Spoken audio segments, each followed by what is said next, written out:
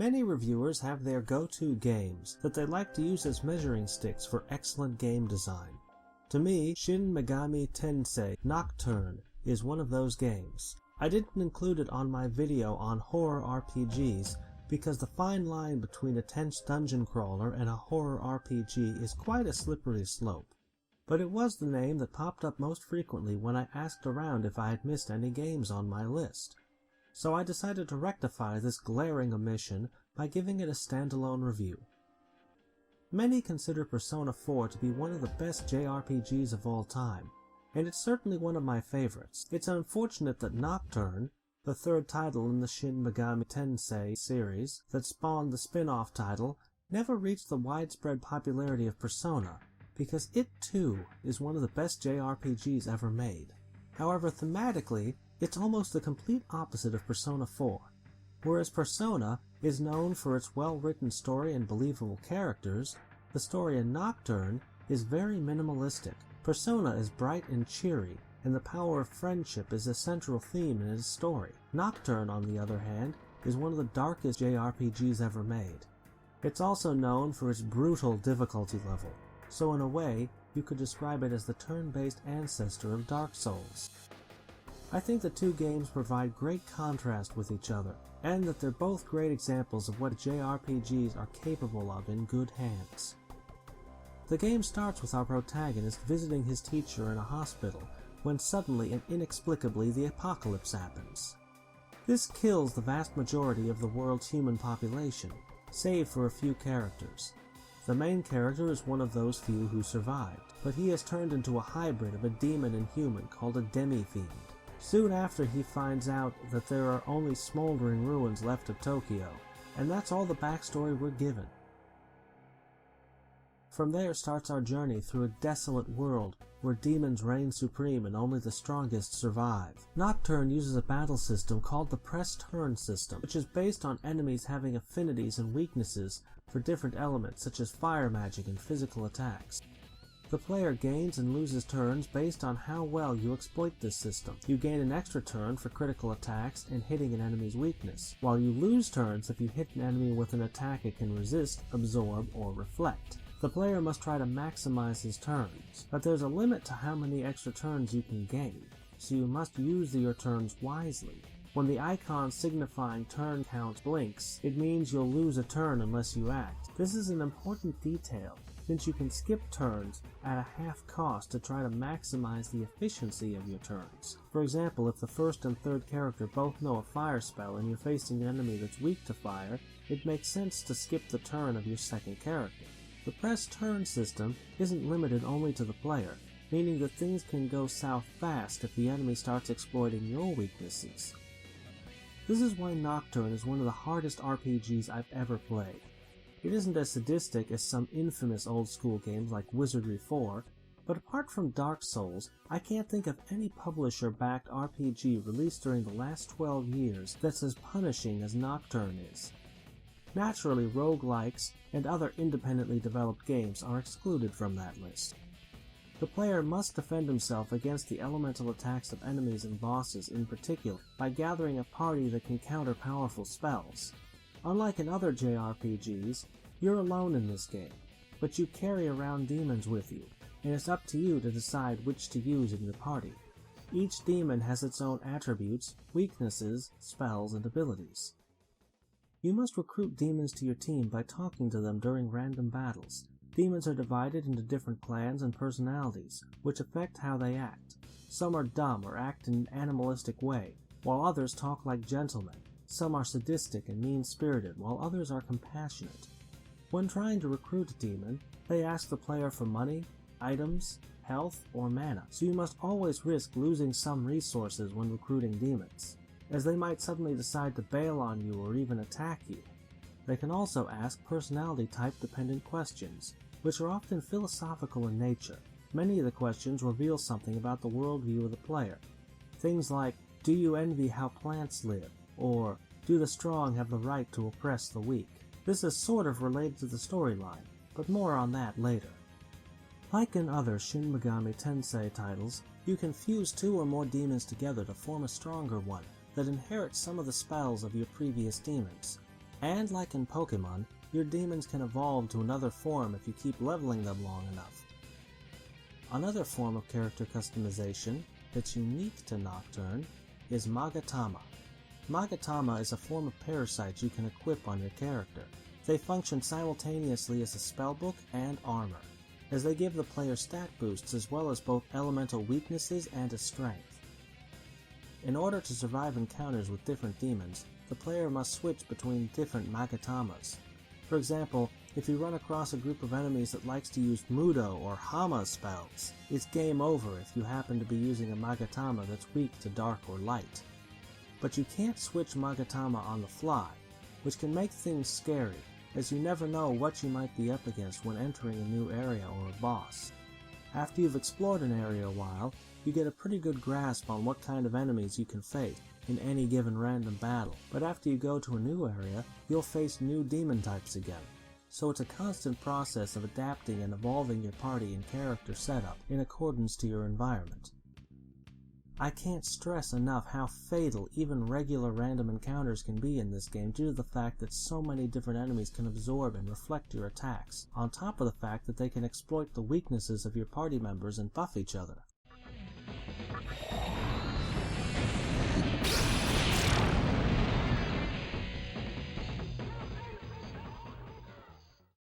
As the player character is half demon himself, he too can learn new spells by leveling up his Magatamas. When you level up with a specific Magatama equipped, you can unlock a new spell from it. There are 8 spell slots available, and you can fill them with any abilities you want to level up. You can specialize in physical attacks, healing, or elemental spells, buffing, get a lot of passive elemental resistances, and even the ability to absorb or reflect certain schools of magic. It's completely up to the player to decide what kind of character to build. Once you decide to replace a spell with another one, it's gone forever, so long-term planning is in order. I think that the skill system that both the Digital Devil Saga and the Devil Survivor games used, in which you could change your spell loadout as much as you wanted, would have been a more player-friendly solution, but I suspect that the designers did this intentionally to force players to rely more on the Demon Fusion system, though a design choice like that easily leads players to exploit metagaming knowledge. The battle system that is based on exploiting enemies' weaknesses while combating their strengths is what makes the combat of the SMT games and Nocturne in particular so deep and tactical in comparison to other JRPGs. It's also the reason why the boss battles in this game are so great as well as brutal. It's very satisfying to beat a boss that annihilated you an hour ago simply by changing your strategy, rather than grinding. Though the game does suffer from the same problems that haunts the entire franchise, that is level restrictions on demon fusions, so in order to beat a tough boss that acts as a roadblock in your progress, you might still be forced to grind if you can't fuse a good demon to counter some particular attack. But since there isn't any equipment and you only gain 1 stat point upon leveling up, there isn't as much power creep as in other games, so leveling up a few times and gaining a few more points of strength likely won't do much against a boss that killed you in a turn or two just 2 levels ago. The boss fights are undoubtedly the main attraction of Nocturne. There are many of them and they're hard. There are over 30 mandatory bosses as well as 20 optional ones. In fact, you can't unlock the best possible ending unless you beat 12 optional bosses that unlock a 5-level deep maze where you'll be hunted by Dante from Devil May Cry. After you beat this optional mega dungeon, you can challenge Lucifer himself to a final battle at the end of the game. At the start of the game, it's usually enough to beat a boss if you just have an elemental counter to their weakness, or you can exploit full moon strategy. But as you progress deeper into the game, bosses don't have any weaknesses anymore, and you must come up with more devious strategies. For example, a boss that can deal massive melee damage to the whole party can be most easily defeated by buffing him with a spell that gives a boost to melee attack and reduces defense. Sounds like suicide, but when you combine this with a party-wide spell barrier that reflects a melee attack once, the boss will practically commit suicide. It's the ability to devise creative strategies like this which makes the battle system in Shin Megami Tensei games so great. But the difficulty of Nocturne isn't caused just by the tough encounters. Random encounters alone can easily wipe you in a turn or two if you make a tactical mistake, but even surviving outside battles is a big part of the challenge. First of all, resource management is a big issue, as you have to conserve mana to last from one save point to the next. There's also a maze-like level design that's inspired by old-school dungeon crawlers like Wizardry and Bard's Tale. While the game never gets quite as sadistic as those titles, the levels are full of traps, and status effects like poison and mute aren't automatically healed after combat ends. This all adds to a huge amount of micromanagement and juggling between demons, as you'll have to light up dark rooms, heal wounded characters, remove curses, and perform other similar tasks while trying to conserve enough mana for battles and make it to the next save point. Just like in Dark Souls, it's always a huge relief to reach the next save point. Even then, it costs money to replenish the health and mana of your party members. Things can get really tense as you wander around trying to find the next save point after playing for over 20 minutes. Once your mana gets low, every random battle could be fatal and you start trying to minimize the steps you take. If you run into a battle and get a game over, you'll have to do it all over again from the last save point. Nocturne almost feels like survival horror games at times in the later levels. Not only are the dungeons very stressful, they're also well designed and full of clever gimmicks. For example, in one dungeon you have to jump between the floor and ceiling by touching a mirror that flips the level upside down. The problem solving is very simplistic, but it's well implemented. Another example that springs to mind is a dungeon where you have to switch between dark and light version in order to find the correct route forward. Then there are teleporters, dark rooms, damaging floor tiles, and other old dungeon crawler tricks that are used to try and confuse and agitate the player. The most infuriating of those must be trap floors in dungeons that drop you down to a previous level, meaning you'll have to endure at least a half dozen random battles just to get back to the same position. Like I said, you only have a limited amount of mana, so you've got to get to the next save point before random battles eat all your resources. Thankfully, the interval between random battles is set, so they never become as frustrating as they do in games like Dragon Quest VIII. There's even a counter on screen that indicates how many steps you can take before the next battle, so you can try to minimize random battles by observing your environment and consulting a map before you start moving. If the boss battles are the main attraction of the game, it's the atmosphere that'll keep you motivated between them. I've never seen such a grim and hopeless mood in any other modern JRPG. Not only are the battles brutal, but the game world itself is a fierce survival for the fittest competition between ruthless demons. The mood is somber and hopeless, in a way reminiscent of games like Silent Hill 2 and I Have No Mouth and I Must Scream, and the game feels at times as mysterious and surreal as those two. For example, there's a race of creatures called the mannequins, which awkwardly twitch every time you talk to them. There isn't much of exposition or dialogue, and the tidbits of information you get from demons and souls of the dead are often somewhat cryptic. As you explore this post-apocalyptic rendition of Tokyo, you come across a few other human characters, but even they don't feel normal.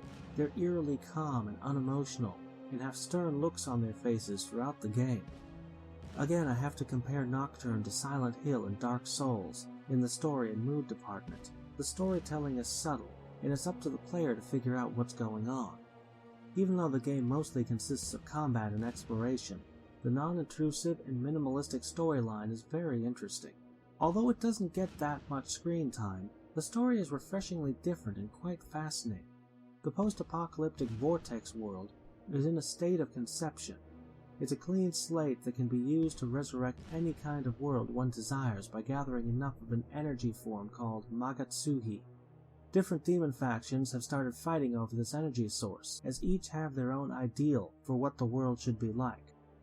One group supports social Darwinism, while another aims to eradicate pain and suffering from the world by destroying individualism. The player can choose which agenda to support, if any, as there are multiple endings. The few choices one makes during gameplay affect which ending you can get, which is always better than being given an artificial choice of endings at the end. None of the ideologies are presented as good or bad, but rather as chaotic, neutral, and lawful options like in Tactics Ogre. This makes the narrative of Nocturne feel more nuanced than in most JRPGs in which you usually face a big bad guy at the end. I mentioned that the atmosphere is quite surreal at times. Truth be told, the game starts out in quite bland and lifeless locations. There's an abandoned hospital, mall, and even a sewer level.